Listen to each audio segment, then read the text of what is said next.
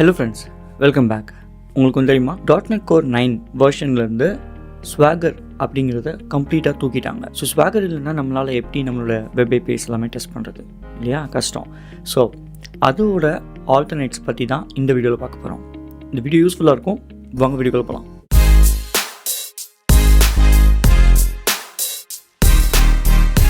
Alright, இப்போ நீங்கள் என் ஸ்க்ரீனில் பார்த்துட்ருக்குது ஒரு .NET Core 9 வெப் ஏபிஐ. நம்ம ஆல்ரெடி ஸ்மார்ட் சர்டிஃபை ஆப் அப்படின்னு ஒன்று பில்ட் பண்ணிகிட்ருக்கோம். அந்த ஆப் தான் அது, ஓகேவா? ஸோ பேசிக்லி நீங்கள் இந்த வீடியோவில் தெரிஞ்சுக்க வேண்டியது என்னென்னா, .NET Core 9ங்கிறது ரீசெண்டாக ரிலீஸ் ஆகப்பட்ட ஒரு frame work version. So .NET Core 8 வரைக்கும் இருந்துச்சு. நவம்பர் மிட்டில் 9 அப்படின்னு சொல்லிட்டு ஒரு புது வெர்ஷன் விட்டாங்க. அது ஸ்டாண்டர்ட் டேர்ம் சப்போர்ட்னு சொல்லுவாங்க, ஓகேவா? So long term support, standard term சப்போர்ட்னு ரெண்டு இருக்குது. ஸோ ஸ்டாண்டர்ட் டேர்ம் சப்போர்ட்னா ஐ திங்க் 1.5 வருஷம் தான் நினைக்கிறேன், 2 வருஷம் நினைக்கிறேன். லாங் டேர்ம் சப்போர்ட்னா மினிமம் 3 இயர்ஸ் மைக்ரோசாஃப்ட் சப்போர்ட் பண்ணுவாங்க. ஓகே, இப்போ அது கதை இல்லை. இப்போது இந்த அப்ளிகேஷன் .NET Core 9ல் தான் க்ரியேட் பண்ணப்பட்டிருக்கு, ஓகேவா? ஸோ இங்கே டிஃபால்ட் 8 வரைக்கும் என்ன இருந்துச்சுன்னா ஸ்வாகர் அப்படிங்கிற ஒரு டாக்குமெண்டேஷன் ஆல்ரெடி டிஃபால்ட்டாகவே இருந்துச்சு. பட் அதை தூக்கிட்டு ASP.NET Core ஓப்பன் ஏபிஐ அப்படின்னு சொல்லிட்டு ஒரு பேக்கேஜ் இன்ஸ்டால் பண்ண ஆரம்பிச்சிட்டாங்க. .NET Core 9ல் வெப் ஏபிஐ ப்ராஜெக்டை ரன் பண்ணிங்க அப்படின்னா, ஸோ ரன் பண்ண என்ன ஆகும் அப்படின்னா, இந்த மாதிரி ஓப்பன் ஆகும். இந்த மாதிரி ஓப்பன் ஆகிறப்போ இந்த 2 போர்ட்டில் ஓப்பன் ஆகுது இல்லையா? இப்போ இதை நம்ம அப்படி ஓப்பன் பண்ண ட்ரை பண்ணோம் அப்படின்னா இப்படி தான் வரும்.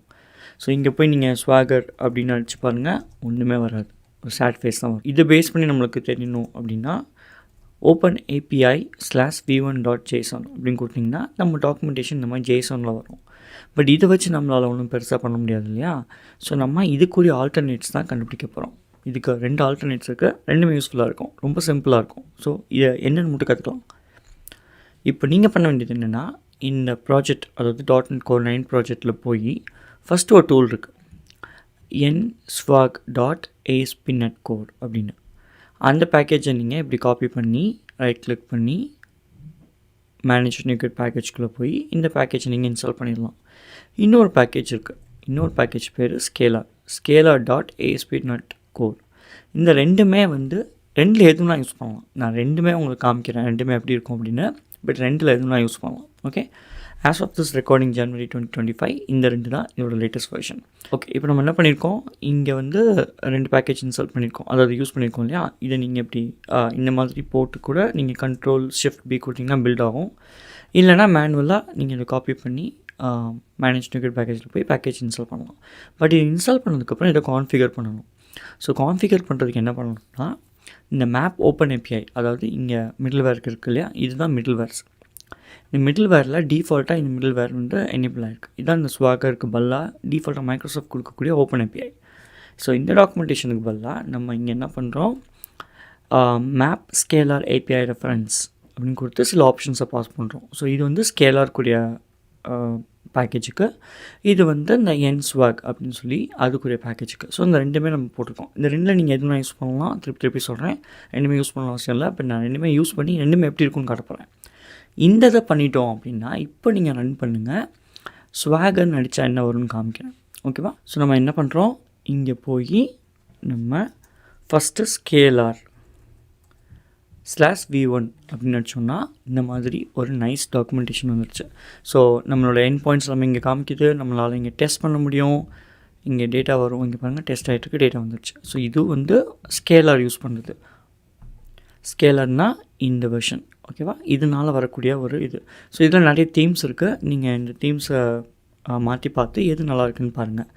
இந்த சைடு பார் ட்ரூ கொடுத்தனால தான் இது வருது. சைட் பார் ஃபால்ஸ் கொடுத்துருந்தா இந்த ஏபிஐஸ் எல்லாமே கீழே தான் இருக்கும், இங்கே சைடில் காட்டாது. ஓகே, இன்னொரு வெர்ஷன் இந்த NSwag அப்படின்னு சொல்லுவோம் இல்லையா? ஸோ இதுக்கு நீங்கள் ஸ்வாகர்னு அடிச்சிங்கன்னா ஸ்வாகர் மாதிரியே காமிக்கும். நல்லா கவனித்து பார்த்தீங்கன்னா NSwag தான் ஒர்க் ஆகுது. பட் இதோட ஆக்சுவல் டாக்குமெண்டேஷனை ரீட் பண்ணி நம்மளுக்கு இந்த மாதிரி காமிக்குது. ஸோ இந்த மாதிரி காமிக்கப்போ நம்மளால் இப்படி டெஸ்ட் பண்ண முடியும். ஓகே, ஸோ .NET Core 9ல் ஸ்வாகரை டிஃபால்ட் ஸ்வாகர் கான்ஃபிகரேஷன் தூக்கிட்டாங்க. ஸோ நம்ம ஆல்ரெடி 8ல் பண்ணப்பட்ட ஒரு ஆப்ளிகேஷனை போய் பார்க்கலாம். இங்கே பாருங்கள், இந்த ஏபிஐ ப்ராஜெக்டில் டிஃபால்ட்டாக என்ன இருக்குதுன்னு பார்ப்போம். ப்ராஜெக்ட்குள்ளே போங்க, இப்படி ஒரு பேக்கேஜ் இருக்குது பாருங்கள், Swashbuckle.AspNetCore. இந்த பேக்கேஜை .NET Core 9லேருந்து தூக்கிட்டாங்க. ஸோ இது தூக்குனதுனால தான் இவ்வளோ பிரச்சனை. ஓகே, .NET Core 9ல் பட் ஆல்டர்னேட்டிவ்ஸ் இருக்குது. இந்த மாதிரி 2 பேக்கேஜ் யூஸ் பண்ணி நீங்கள் அற்புதமாக ஏபி டாக்குமெண்டேஷனை வர வைக்கலாம், டெஸ்ட்டும் பண்ணலாம்.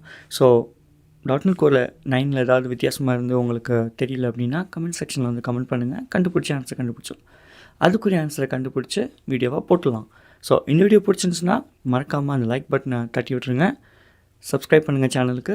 நிறைய டெக் வீடியோஸ் வரப்போகுது.